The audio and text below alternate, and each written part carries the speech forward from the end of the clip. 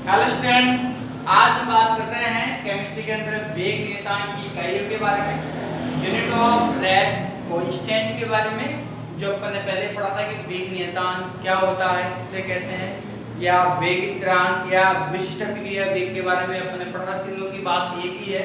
तो पिछली वीडियो में हमने इसके बारे में पूर्ण रूप से अध्ययन किया था कि वेग नियतांक क्या होता है और द्रव्यानुपातिक क्रिया नियम के द्वारा उसका किस प्रकार से समीकरण अपन व्युत्पन्न कर सकते हैं, तथा इसके साथ अपने ये भी देखा था कि यदि अभिकारकों की सांद्रता के समानुपाती जो वेग अभिक्रिया का वेग होता है उसमें केवल एक ही अभिकारक हो तब क्या समीकरण रहता है, और एक से अधिक यदि अभिकारक होते हैं तो उस कंडीशन में वेग नियतांक या वेग स्थिरांक के ऊपर क्या प्रभाव पड़ता है।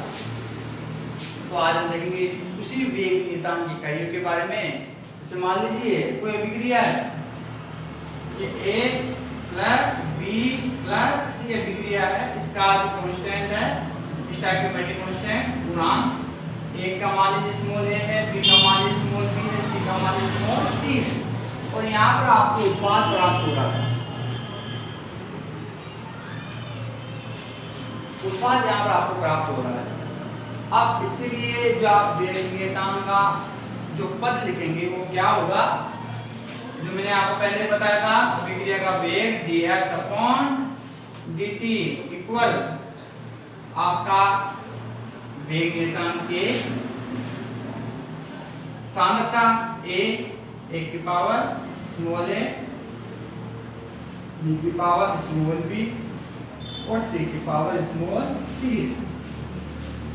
तो यहाँ पर ये वेग नियतांक वाला पद, वेग निर्धारक पद जो है आपका यहाँ पर आ चुका है, dx upon dt equal a की पावर a, b की पावर b, c की पावर c, जहाँ बड़ा ब्रैकेट अभिकारकों की सांद्रता को प्रदर्शित करता है। अब आपको यहाँ पर वेग नियतांक की इकाइयाँ निकालनी है, यानी यूनिट ऑफ Z कांस्टेंट, जो Z कांस्टेंट है उसकी आपको यूनिट्स निकालनी है। तो उसके लिए आपको क्या करना है, सबसे पहले तो इसकी यूनिट देखो, इसकी देखो, फिर दोनों का क्या कीजिए, कंपैरिजन कीजिए, तो ऑटोमेटिकली इसका जो है फॉर्मूला जनरेट हो जाएगा, बन जाएगा। तो देखिए सबसे पहले तो इस तरह की इसके देखते हैं, तो dx अपॉन dt, dx क्या है, सांद्रता में परिवर्तन, बटा dt क्या है, समय में परिवर्तन। यानी हम क्या कह सकते हैं, सांद्रता जब कोई चीज हर में होती है, बटे में होती है, तो नीचे से ऊपर लाते हैं तो उसके ऊपर जो पावर होती है, घात होती है, वो माइनस हो जाती है। समय को नीचे से ऊपर लाओगे तो क्या हो जाएगा, समय इन्वर्स हो जाएगा, -1, समय इन्वर्स हो गया। तो देखो बेटा, एक समीकरण तो एक हो गई, एक समीकरण यहाँ से आ गया आपके पास में। अब ये तो निकाला आपने, अब एक इससे निकाल के देख लो, एक आपको इससे निकालना है। तो क्या हो जाएगा ये कि a की पावर a, b की पावर b और c की पावर c। यहाँ क्या है, और ये a, b और c क्या है, अभिकारकों की सांद्रता है, यानी सांद्रता इसकी a की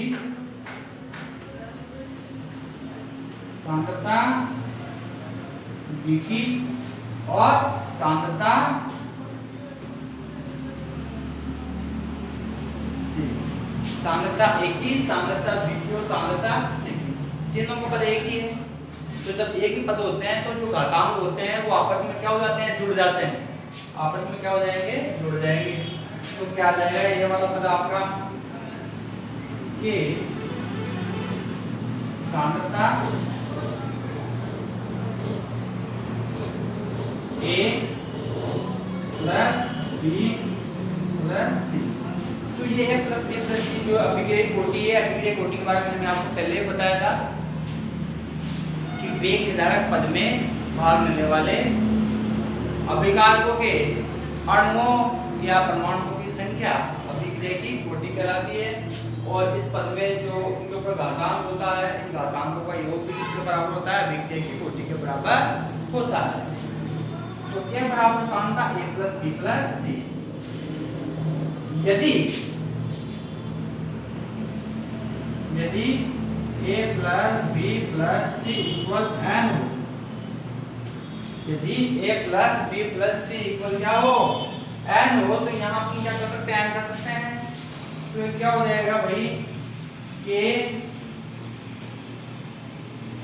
सांद्रता A plus B plus C की जगह क्या आ जाएगा?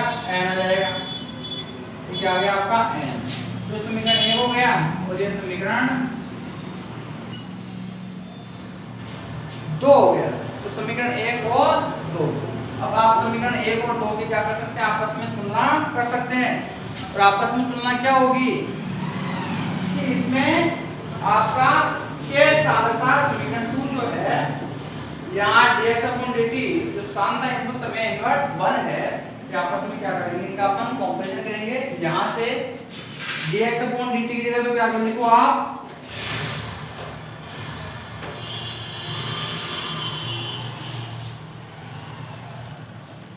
dx/dt क्या आ रहा है यहाँ पर?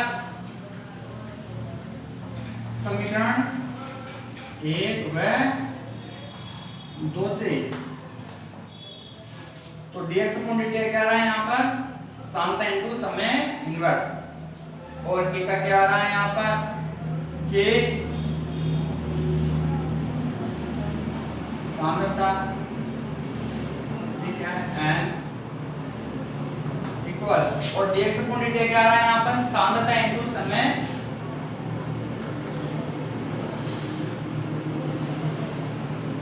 इनटू समय इन्वर्स। k का मान निकालना आपको, इसको बदलना पड़ेगा क्योंकि इक्वल क्या हो जाएगा? क्योंकि आपको तो वेग नियतांक की क्या निकालनी है, तो k इक्वल क्या हो जाएगा? ये सांद्रता n कहाँ आएगी? डिवाइड हो जाएगी। तो सांद्रता डिवाइड बाई सांद्रता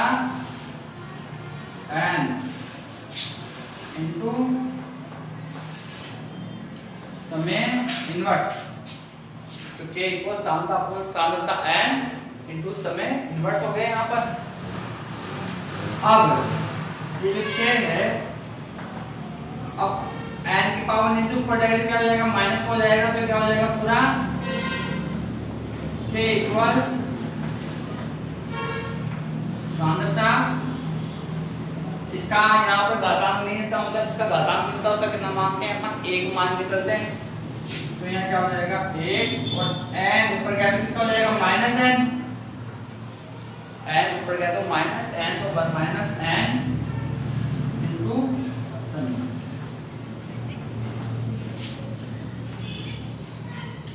अब मान लीजिए के बराबर सांद्रता, सांद्रता का जो मात्रक होता है वो क्या होता है?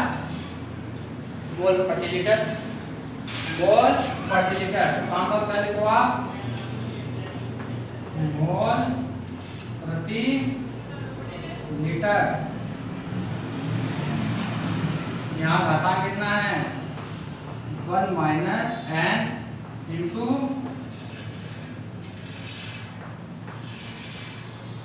समय का क्या आ जाएगा? मात्रक।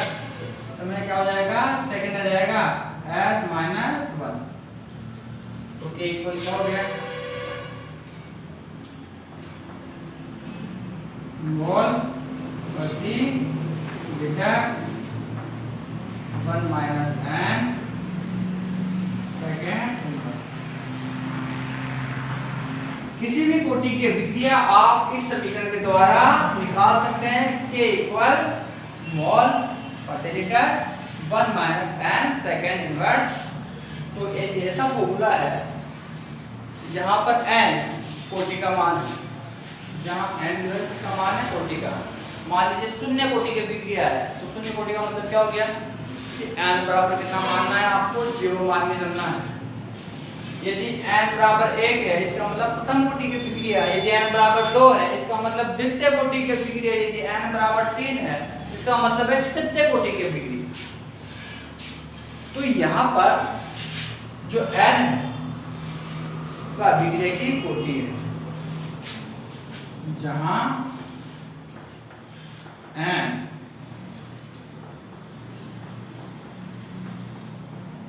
अभिक्रिया की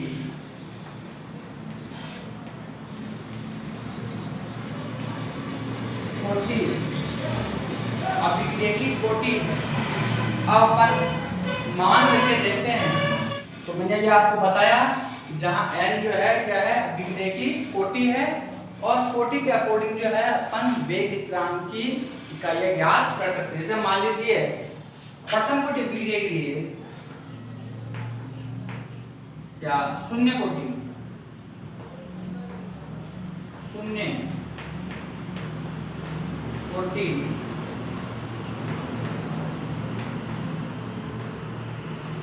अभिक्रिया के लिए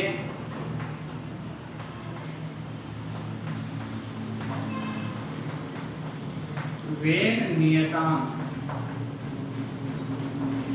शून्य कोटि अभिक्रिया के लिए वेग नियतांक, तो इस सूत्र से अपन आसानी से शून्य कोटि अभिक्रिया का वेग नियतांक का मान निकाल सकते हैं। तो क्या था आपका फॉर्मूला, k बराबर मोल प्रति litre 1 minus n second inverse आपका मान है। इससे अपन शून्य कोटि की अभिक्रिया का वेग नियतांक निकालना है। n का मान कितना हो जाएगा 0, तो n इक्वल 0 और k इक्वल क्या हो जाएगा, k 0 हो जाएगा। तो यहाँ पर देखिए आपका मान क्या आ गया, k बराबर मोल, यहाँ k 0 हो गया, mole litre 1 minus 0 second inverse. जब एक में 0 हो जाएगा क्या बचेगा, वही बचेगा। तो क्या आ जाएगा आपका 0 मोल, अब लीटर का इनवर्स में ऊपर जाएगा तो किसका हो जाएगा, माइनस का, लीटर इनवर्स सेकेंड इनवर्स। तो ये आपकी प्रथम कोटि अभिक्रिया क्या हो गया, मात्रक हो गया। प्रथम कोटि अभिक्रिया के वेग नियतांक का मात्रक क्या होता है, mole litre inverse second inverse. यानी मोल पॉजिटिव में और लीटर और सेकेंड की जो पावर्स होती है वो माइनस में होती है। अब देखते हैं अपन, ये तो रहा फर्स्ट, सेकेंड की बात करें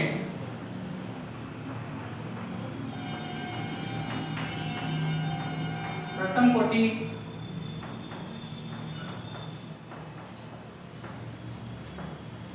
अभिक्रिया के लिए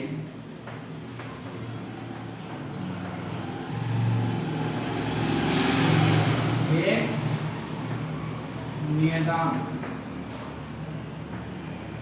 प्रथम कोटि अभिक्रिया के लिए वेग नियतांक तो क्या हो जाएगा, k equal mole litre inverse, n का मान कितना हो गया 1 माइनस 1, ये सेकेंड इनवर्स। तो 1 में से 1 गया तो कितना आएगा 0, तो मात्रा क्या हो जाएगा, प्रथम कोटि अभिक्रिया के लिए पूरा 0 हो जाएगा, और ये k बराबर क्या आ जाएगा, सेकेंड इनवर्स आ जाएगा। ये 1 हो गया पूरा, तो s माइनस 1 यानी सेकेंड इनवर्स इसका मात्रक होता है, प्रथम कोटि अभिक्रिया के वेग नियतांक का मात्रक होता है। अब बात करें अपन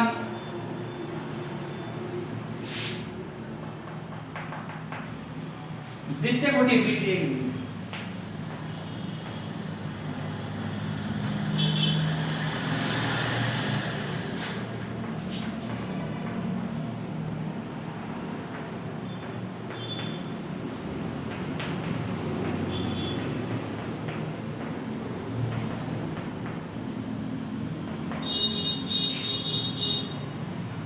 द्वितीय कोटि विक्रिया के लिए वेग नियतांक की बात करें तो ये फॉर्मूला यहाँ लगाओ, A इक्वल मोल प्रति लीटर और 1 माइनस द्वितीय कोटि का मतलब 2 सेकेंड इनवर्स। तो 1 में से -2 गया तो कितना आ गया -1। तो इक्वल क्या आ जाएगा मोल लीटर -1 सेकेंड इनवर्स। अब लीटर का पावर -1 है तो ये पॉजिटिव में जाएगा, तो K बराबर mole inverse litre second inverse. ये किसका मात्रक हो गया आपका द्वितीय कोटि अभिक्रिया का मात्रक हो गया। तो न्यूमेरिकल्स के अंदर अभिक्रिया की कोटि अपन वेग नियतांक के मात्रक को देखकर पहचानते हैं। शून्य कोटि अभिक्रिया के लिए मोल इनवर्स सेकंड इनवर्स, प्रथम कोटि अभिक्रिया के लिए सेकंड इनवर्स और द्वितीय कोटि अभिक्रिया के लिए mole inverse litre second inverse मात्रक होता है। तो इस प्रकार से अपना वेग नियतांक के मात्रकों की जो बात जो पूरी हुई और आपका बिल्कुल अच्छा एक टॉपिक हो चुका है, कई न्यूमेरिकल्स में भी ये काम में आएगा।